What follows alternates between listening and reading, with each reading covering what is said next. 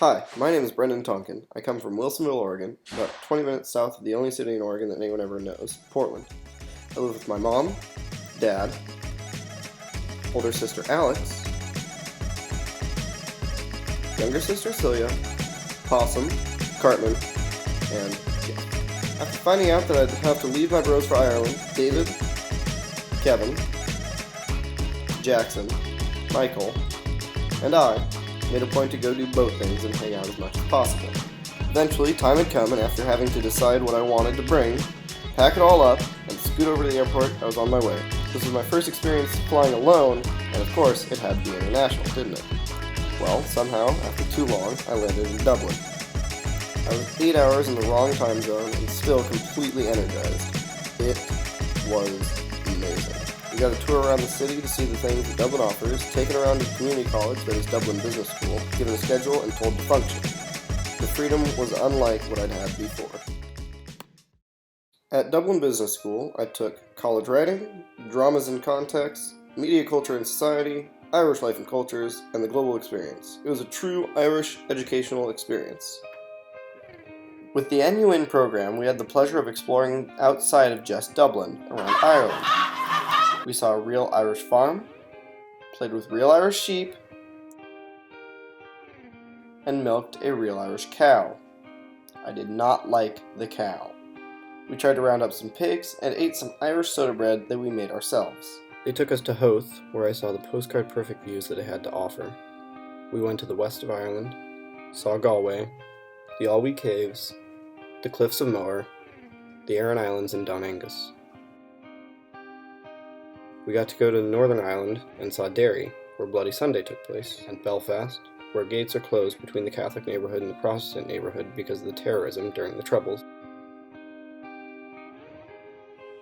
A large part of the excitement of being in Dublin was the ease involved with leaving Dublin.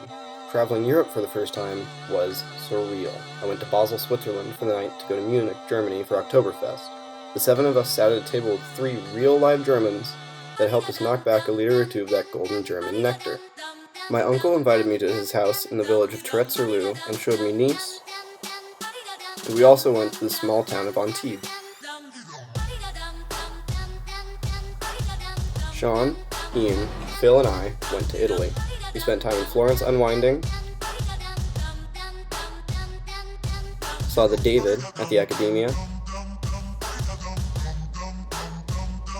then began skipping city to city to see the Ferrari factory and museum in Maranello. I would have included pictures of assembly, but I couldn't because Ferrari has a policy about customer cars. Yes, they're all bought before they're even built.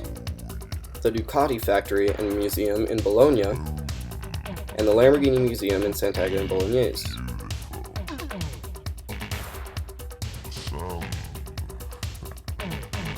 After that, we went to Capri and hung out on the beach and took a dip in Italian seas. All this while eating the best food I think I've ever had.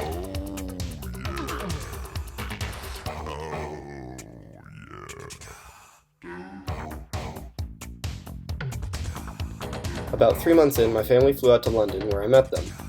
We bebopped around London, saw Buckingham Palace, and the Tower of London. Then my family came down to Dublin for Thanksgiving, and I had the pleasure of showing them around, as well as finally getting around to harassing my sisters. We all then flew off to Scotland to experience Edinburgh, see the castle on the hill, and have a taste of real Scotch whiskey.